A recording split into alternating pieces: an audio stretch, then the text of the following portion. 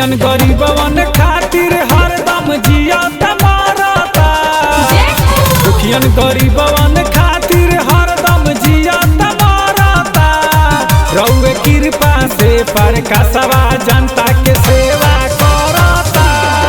रउए कृपा से प्यारे अंगद जनता के सेवा करता।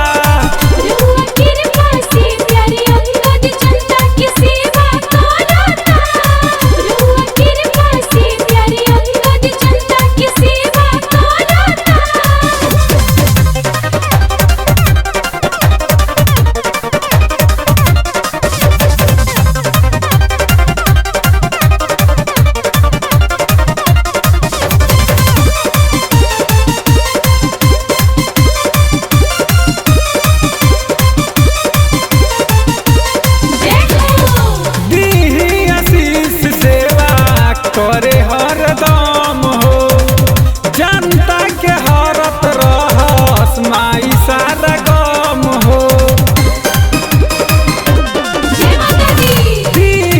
आशीष सेवा करे हरदम हो जनता के हरत रहे माई सारा गम हो। गरीबन के हक दिलावे खातिर हरदम लड़ता।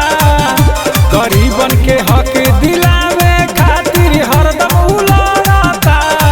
रउए कृपा से प्रकाशवा जनता के सेवा करता। रउए कृपा से प्यारे अंगद जनता के सेवा करता। रउए कृपा से प्रकाशवा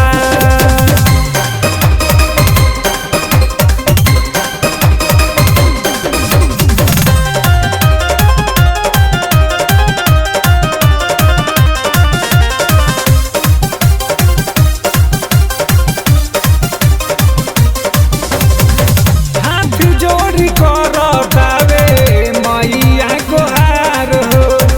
सब पर मिलत रहे हरदम प्यार हो। हाथ जोड़ी करतावे मैया गोहार हो। सब पर मिलत रहे हरदम प्यार हो। पीछे ना हटी देखी विपक्षी के तनो पीछे न हटी जाने वाला के तनो जानता। रउए कृपा से प्रकाशवा जनता के सेवा करता। रउए कृपा से प्यारे अंगद जनता के सेवा करता। रउए कृपा से प्यारे अंगद दुखियन गरीबवन खातिर हरदम जियत मरता। दुखियन गरीबवन खातिर हरदम जियत मरता। रउए कृपा से प्रकाशवा जनता के सेवा करता। रउए कृपा से प्यारे अंगद जनता के सेवा